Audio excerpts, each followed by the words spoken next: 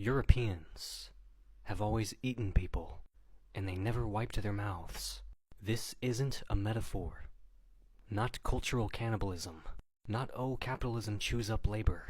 No, they literally devoured people. Bit by bit.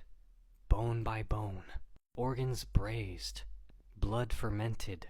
Genitals dried like citrus peel. In a spice rack of colonial science. This isn't a fringe tale. It's the spine of their entire civilization. Europe is a charcuterie board of the colonized, and it has been eating other people's bodies, black, brown, indigenous, and alive, for over 700 years. From slave ship to dissection table, Europe treated the black body like a side of beef, cut, rendered, labeled, and sold. In Senegal, French doctors boiled black corpses to extract medicinal oil, literally bottling up human fat like it was argan serum for the Enlightenment skincare routine. Karl Peters, Germany's sadistic colonial governor, murdered Africans and mailed their body parts home like souvenirs from a flesh safari. Enslaved black women like Anarcha, Lucy, and Betsy were cut open, stitched without anesthesia, and had their uteruses extracted by J. Marion Sims, who kept their tissue in jars for research. You ever been sliced into while awake, naked and screaming, just so a white man can get his name on a hospital wing? That's not science. That's dinner prep. Their breasts were groped, their vaginas harvested, their milk stolen, their wombs auctioned. That is cannibalism. Europeans landed in the Americas, starving and stupid, and decided to eat the hosts. Spanish conquistadors fed babies to dogs alive, called it feeding pork.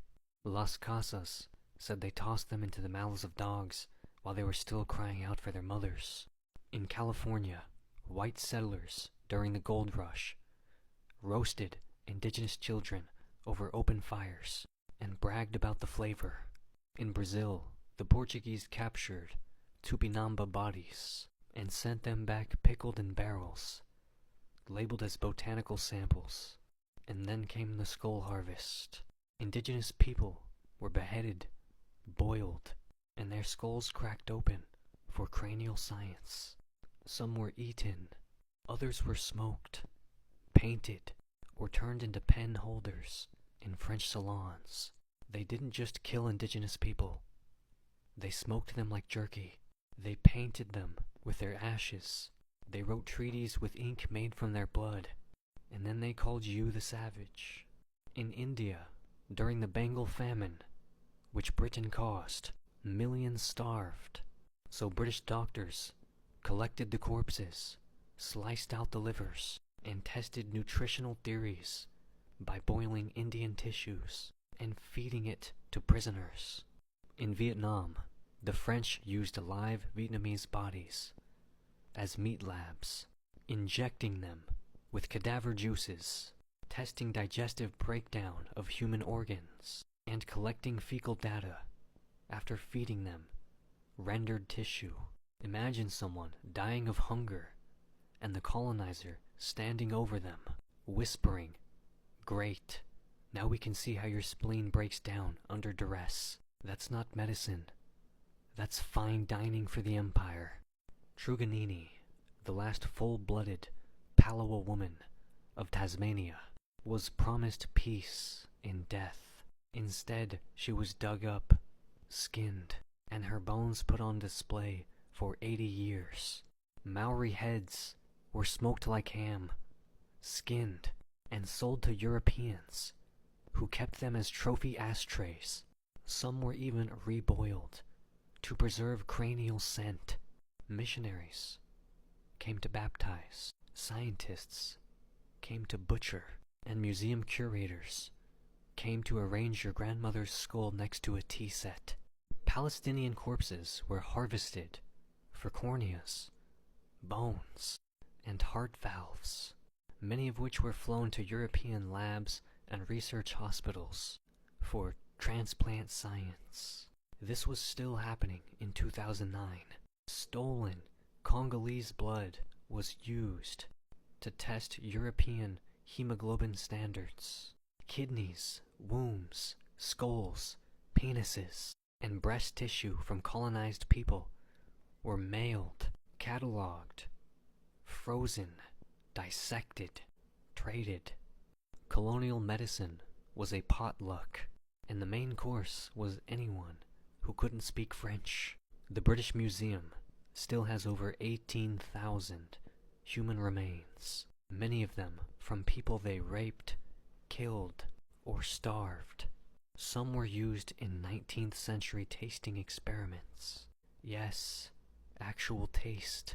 They licked, sniffed, and consumed preserved human samples to measure racial flavor profiles. The museum wasn't built after the feast.